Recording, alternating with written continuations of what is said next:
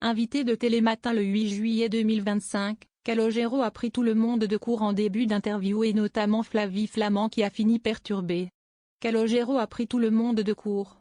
Invité le 8 juillet 2025 sur le plateau de Télématin, le chanteur n'a pas hésité à dire sa vérité à l'antenne. En effet, questionné par Flavie Flament au sujet de sa longue carrière, l'interprète de Face à la mer a confirmé qu'il n'avait pas la sensation de tourbillon. Pourtant, si est ce que la journaliste a voulu lui faire dire. 10 opus en 24 ans, ça donne un peu le vertige quoi? A questionné Flavie Flament.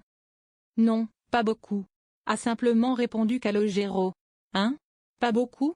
Attends, excuse-moi si est quand même pas mal non?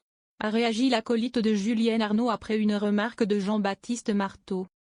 Si est bien mais ce qui compte si est d'avoir fait de bons albums. A alors répondu l'artiste.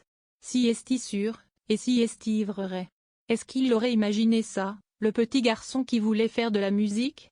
A ensuite demandé Flavie Flament. Non. Si est quand même un métier très insécure. On ne sait pas où on met les pieds et si est angoissant pour des parents. Les miens ont été clairvoyants. Il fallait me soutenir parce qu'à l'école ce n'était pas ça. Assurait Calogero.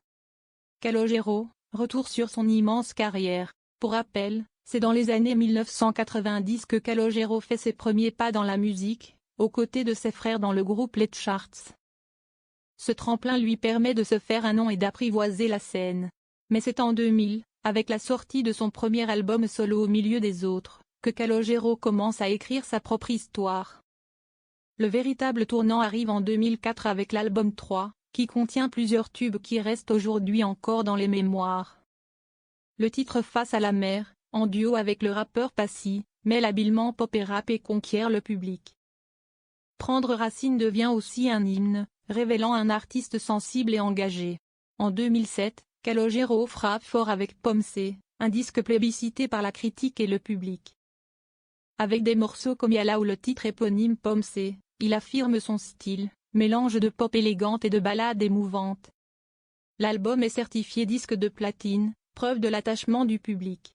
En 2014, l'artiste revient avec Les Feux d'artifice, un album plus mature et introspectif. Les singles se succèdent, et Calogero continue de séduire par ses textes poignants, sa voix unique et ses mélodies soignées, un succès qui confirme sa place parmi les grands noms de la chanson française contemporaine. Après un album live en 2017, Liberté chérie, Calogero sort en 2018 son disque Centre-ville, plus personnel et intime. L'artiste y dévoile ses réflexions sur la vie, le temps qui passe et les changements. Une étape nouvelle dans une carrière déjà riche.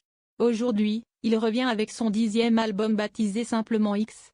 Cet album est sorti après l'U Arena à Nanterre. J'ai composé après le concert. A-t-il expliqué.